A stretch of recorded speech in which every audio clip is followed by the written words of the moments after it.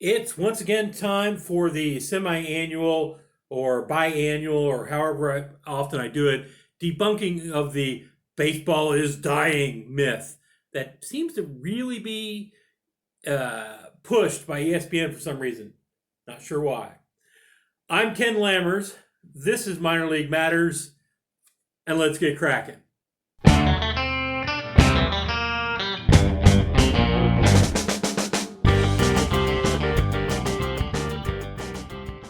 Okay, so I was watching something on YouTube. I don't remember what. Something sports related. It may have been about the NHL. It may have been about MLB. It may have been about minor league baseball. I don't remember. It was something. Oh, maybe cricket. Actually, I think. Anyway, it flipped over to an ESPN video. This was a talking heads thing. Two guys talking about Houston cheating in baseball. Yes, they cheated. Now they've been caught. Do I think the punishments that have come out have been appropriate for the coaches? Maybe. I'm not seeing anything for the players. Pretty much all the players that you can establish were part of this should get a year at least. Give them a year no pay. Let them sit on the sidelines. So they talk about it, and one of them's like, "Oh yeah, this is great because it'll bring people back to baseball. They'll get interested again over this scandal." And the other guy's like, "Nah, baseball's done. People aren't going to get interested. It's a local sport. Nobody cares anymore. So the fact that something went on in Houston is not going to affect anybody."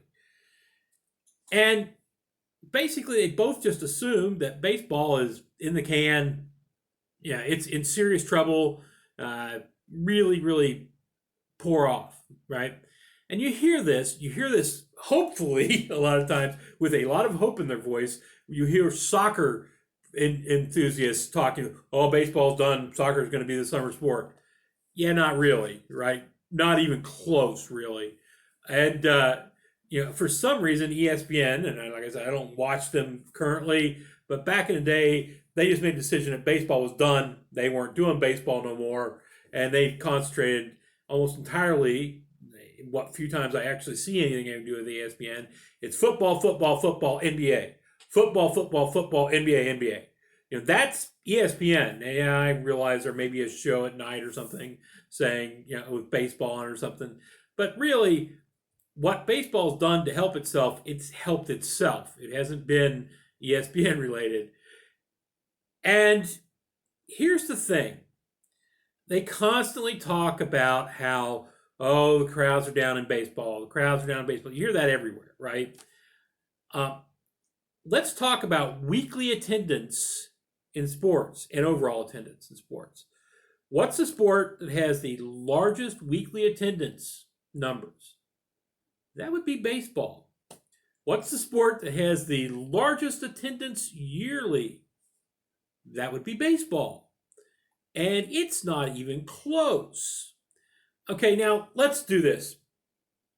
I put together the numbers for the outdoor sports. I let NHL and NBA off on this because they're limited by how big their arena is. I mean, if you get an arena that's got much more than 20,000 seats in it, A, everybody's sitting in seats that are this wide. Been there, NHL, you suck for that. And B, the people up there are seeing stick figures running across, and can't follow the ball. NHL is even worse than the NBA because, the puck. You got to be able to see the puck. Anyway, so left those out. I just did the ones that are on outside fields where you can get big fields and you can have people fairly far away still able to understand what's going on watching the game. That means Major League Soccer, baseball, and NFL, right? So those three. That's in the United States, the three outdoor sports. And two of them play during the summer. One of them plays a way too long extended season, starting out where guys are playing football in 90 degrees and ending up, where they're into the season. Hopefully it's cold enough that they can actually play without dying from heat exhaustion. Here's what we get. Now, the MLS is far worse than the others, right? And it's not growing to the point that There are people who call it a pyramid scheme. I cannot remember the article I read that in, but I read it somewhere else. It's not my original thought. Sorry, folks. That it's a pyramid scheme. That the way that they are growing and keeping afloat is by having people pay a gazillion dollars to open up their own franchise. Right? There's a bunch of franchises that are going to be opening soon, like one in Miami or Florida somewhere, one in Austin, one all around. Right? And having seen their attendance levels and seen the lack of interest in even soccer fans in the United States, lack of interest in American soccer, MLS, they'll talk to you about how wonderful Bundesliga is, Premier League, or whatever league they love, right? MLS is an afterthought. And MLS's weekly attendance, obviously this is a once a week event, which is a strength for football and soccer. They have that once a week event where everybody comes to. If they're playing every day at 7 p.m., I suspect their numbers would be a lot lower. But soccer's once weekly event attendance averages 21,310. Now, there are obvious exceptions to this. I think Atlanta, Seattle, Portland maybe. But in general, their attendance is bad. Cincinnati, because Cincinnati joined this year, I think they had more people than they had last year, but the numbers were down. The average attendance is down. So that's with Cincinnati bringing a lot more people coming out to watch Cincinnati play. If they hadn't brought up the numbers this year, who knows how far attendance would have dropped in MLS. It's not really making it. Well, it's making it. It's making it in the sense that it's like approximately what a AAA/AA team would be in baseball, right? They're doing okay, with the exception of 2 or 3 real breakouts: Cincinnati, Atlanta, Seattle. I think they're doing okay, but not great in the league. It's surprising that they don't have more teams going down. So 21,310 average weekly attendance. And their attendance overall for the season was about 9 million people. Nothing to sneeze at, but it's there. NFL, again, a once weekly event to which you can draw everybody, right? Try to get them all to come. And, if NFL was played every night, those numbers would drop significantly. If there was an NFL game in your city or, every night, like Major League Baseball does, these numbers would be down. Obviously, I realize that's not a possibility, but again, that does work to their advantage. They get the once a week event thing going, and they average 66,648 people per game. Now, that's pretty good. It's also a lie, because anybody who's been to an NFL stadium knows why. You don't see big panning pictures of NFL stadiums anymore of the crowds. Why don't you? Because even when they announce full stadiums, they ain't full. And I've been in NFL stadiums where they go, "Hey, we want to announce a sellout today," and you're looking around going, "Wow, they must have handed out invisibility cloaks to the first 20,000 people." It's just that way. And there are reasons for that.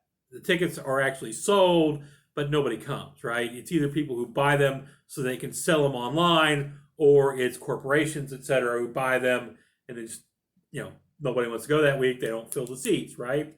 So NFL claims 66,000. I'd be interested to see what actual attendance is. Anyway, over the entire season, the NFL drew 17 million people. Major League Baseball drew 68 million people last season.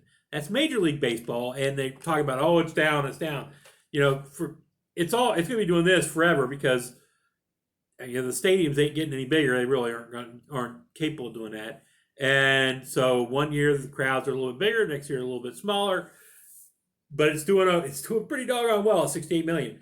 Minor League Baseball is doing 42 million last year. 42 million people went to minor league baseball last year. Now, how's that break down? I don't really have a breakdown for minor league, but for professional baseball, MLB, top tier baseball, the numbers break down to this: 28,339 people per game. The average weekly attendance of baseball is 170,034. Folks, baseball is the sport that people go to. To sustain these kind of numbers, even at 20 some odd thousand, 28,000 a year or a game, a lot of people are coming out to the park day after day after day. Some of them are the same people who own tickets, season tickets. Some of them are different people. A lot of them are different people coming in and coming to watch a game. And baseball has all these people going to minor league games. I go to minor league games. There's a lot of people who go out to them. They love going to them as a family, right? It's the local sport. They're right. It's a local sport. It's the local sport that most people go watch. And I don't know why ESPN continues to have these talking heads go, oh, it's dying, it's dying. I get why the soccer fans want to say it's dying, because they want to get those fans. They're not going to, but they want to get those fans. People in the United States leave soccer to go play baseball. I don't know why ESPN gets on these kicks and the talking heads talk about how baseball is not there anymore. It is. Catch a clue.